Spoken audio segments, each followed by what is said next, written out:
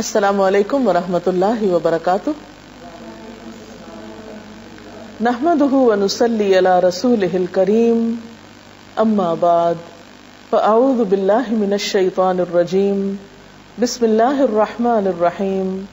رب اشرح لی صدری ویسر لی امری واحلل عقدۃ من لسانی یفقہوا قولی. ہماری آج کی گفتگو کا موضوع ہے اعتکاف. اعتکاف کا لفظ آپ کے لیے کچھ نیا لفظ نہیں. رمضان کا نام آتے ہی اعتکاف کا خیال بھی آتا ہے، اور خاص طور پر جب رمضان کا دوسرا عشرہ اپنے اختتام کو پہنچتا ہے تو بہت دفعہ آپ اعتکاف کا لفظ سنتے ہیں. اعتکاف کیا چیز ہے؟ اعتکاف کا کیا معنی ہے؟ اعتکاف عربی زبان کا لفظ ہے، عین کاف فے سے بنا ہے. اس کا لفظی معنی ہوتا ہے ٹھہر جانا، جم جانا، اور پھر یہ جم کر ایک جگہ رک کر عبادت کرنے کے لیے استعمال ہوتا ہے. اسلام کی اصطلاح میں اعتکاف اس کو کہتے ہیں کہ نیت کر کے مسجد میں رہے انسان، اور سوائے ضروری حاجات کے جو مسجد میں پوری نہ ہو سکتی ہوں مسجد سے باہر نہ جائے. قرآن پاک میں اللہ سبحانہ وتعالیٰ فرماتے ہیں وَأَنْتُمْ عَاكِفُونَ فِي الْمَسَاجِدِ. تو گویا یہ مسنون عبادت دراصل مسجد میں ہوتی ہے. اعتکاف ایک ایسی عبادت ہے جس کا بہت اجر و ثواب ہے. عن ابن عباس ان رسول اللہ صلی اللہ علیہ وسلم قال فی المعتکف هو يعتکف الذنوب ويجرى له من الحسنات كعامل الحسنات كلها. حضرت عبداللہ بن عباس بیان کرتے ہیں کہ نبی صلی اللہ علیہ وسلم نے اعتکاف کرنے والے کے بارے میں فرمایا، اعتکاف کرنے والا چونکہ گناہوں سے رکا رہتا ہے اس لیے اس کے حق میں وہ تمام نیکیاں لکھی جاتی ہیں جو اس شخص کے حق میں لکھی جاتی ہیں جو تمام نیکیوں پر عمل پیرا ہو.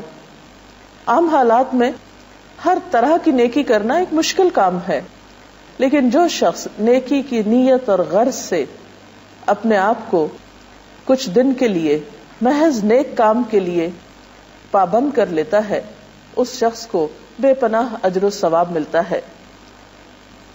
اعتکاف کے بارے میں قرآن پاک میں سورۃ البقرہ میں آیت نمبر 187 187 میں آتا ہے وَلَا تُبَاشِرُوهُنَّ وَأَنْتُمْ عَاكِفُونَ فِي الْمَسَاجِدِ تِلْكَ حُدُودُ اللَّهِ فَلَا تَقْرَبُوهَا كَذَلِكَ يُبَيِّنُ اللَّهُ آيَاتِهِ لِلنَّاسِ لَعَلَّهُمْ يَتَّقُونَ.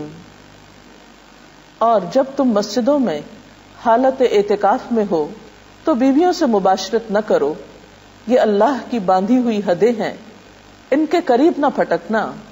اس طرح اللہ اپنے احکام لوگوں کے لیے بصراحت بیان کرتا ہے. توقع ہے کہ وہ غلط رویے سے بچیں گے. اس آیت سے یہ بات پتہ چلتی ہے کہ اعتکاف مساجد میں ہوتا ہے.